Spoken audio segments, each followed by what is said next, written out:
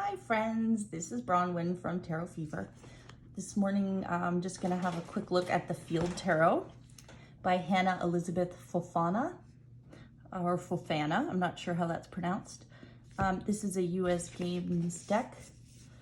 It's got a nice matte, smooth two-piece box. I got this off of Amazon, I believe. So here's the back.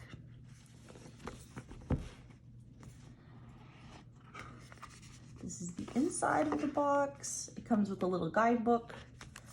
It's pretty thin, but you get like a very brief entry for each card. But it's a decent little book. So here are the cards. Oh, I have a cat up on top of my fridge and he's knocking things off. So if you hear crashing in the background, it's the cat. Okay, so here's the deck. It's standard tarot size. It's your usual US Games cardstock, which is really nice. It's pretty thick. It's very durable. This one doesn't have as waxy as a feeling as some of my US Games decks. Like, for instance, the Centennial Smithwaite is identical size, but it has that more waxy sort of feeling. It's like it's got a bit of a coating on it. This one's more just matte. So this is a pretty minimalistic deck as far as the art goes.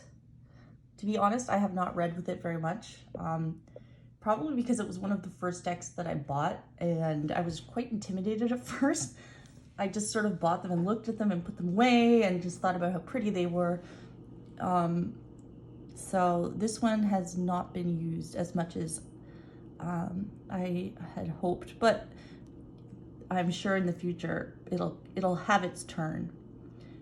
So yeah, let's have a look at the cards. So the Fool is beginnings. The Magician. The High Priestess. The Empress. The Emperor. So I don't know if you can see, but the background, a lot of like the background has like a floral or floral patterns imposed on it, which I think is really beautiful. The Hierophant, who to me looks a lot like Putin. Maybe it's just my imagination, but every time I see this, I'm like, oh, it's Putin. The Lovers. It's a very beautiful card. So there is some diversity in this deck as far as colors go, but pretty much thin. Everybody's thin. There are some older people in the courts. Justice at number 8. The Hermit. I love this card. Look at her hair. It's like the same fire as the lantern. Fortune. Strength. Perspective. Death. Temperance. The Devil. The Tower. The Star. The Moon. I do think this is beautiful. It's the same as the picture on the front of the guidebook. The Sun. Judgment. And the Universe.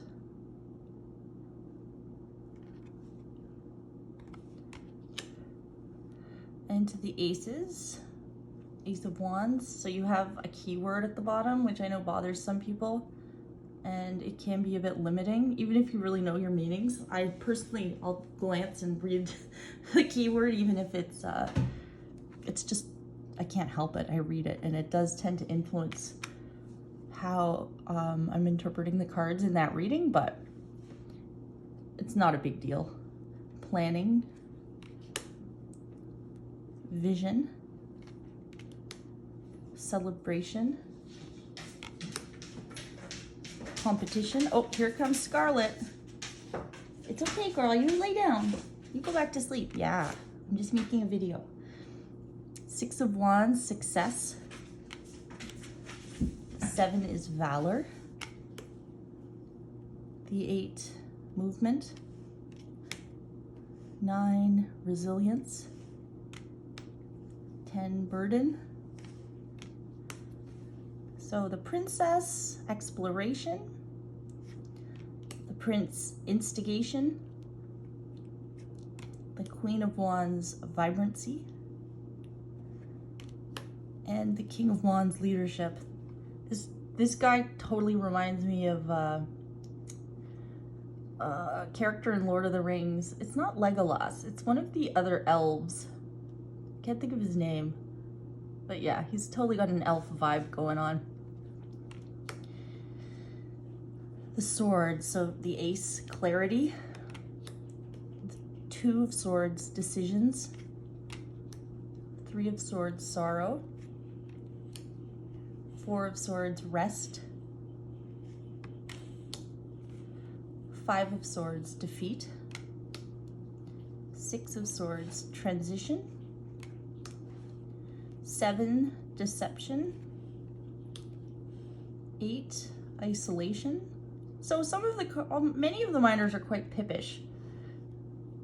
But I guess the keywords would help if that's something that people are uncomfortable with. The 9 of Swords, Fear. The 10, Despair.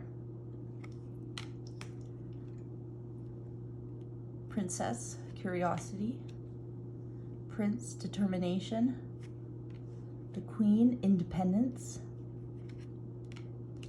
And the King, Authority. Okay, so Ace of Cups, Love. 2, Union. 3, Friendship. 4, Meditation. 5, Disappointment. 6, Innocence. 7, Choices. 8, Retreat. 9, Fulfillment. 10, Harmony. Okay, for the courts, the Princess of Cups, Dreams. The Prince, Introspection. The Queen, Intuition. And the King of Cups, Control. He looks like Sean Connery to me. Okay, the Ace of Discs, Wealth. The 2, Change.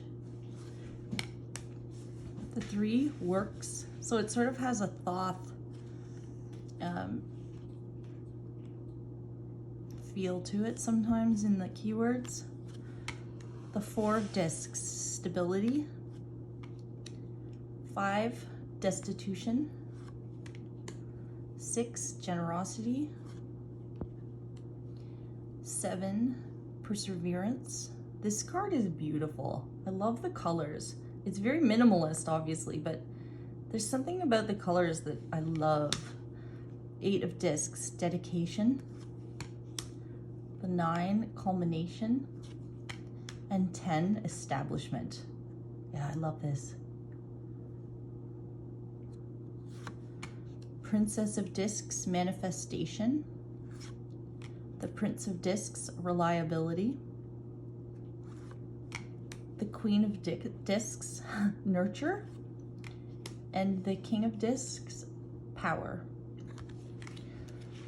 So there you go. Again, I have not really used this deck. I've read with it a few times, not very consistently, so it's in basically brand new condition. Like all US games, it shuffles really nicely. I'm just gonna zoom out, back out a little bit. It shuffles really nicely, it's durable. I never have any complaints about US games card stock. except maybe some of their glossy decks, like the Golden Tarot, the gilding wears really quickly off, I find. Riffles beautifully. And again, yeah, it's just a beautiful deck. The colors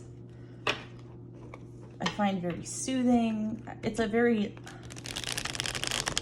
I guess because it's a pip deck, it's kind of neutral deck. Like it doesn't have that like huggy, touchy-feely feel that some decks do, and it's not harsh either. So yeah, there we go. I hope you enjoyed my flip through. If you like my videos, please subscribe. I have lots more decks to come. I think at this point I'm about maybe a quarter of the way through my collection. And I'm usually adding more to it, so stay tuned if you're interested. Have a wonderful day and take care. Bye.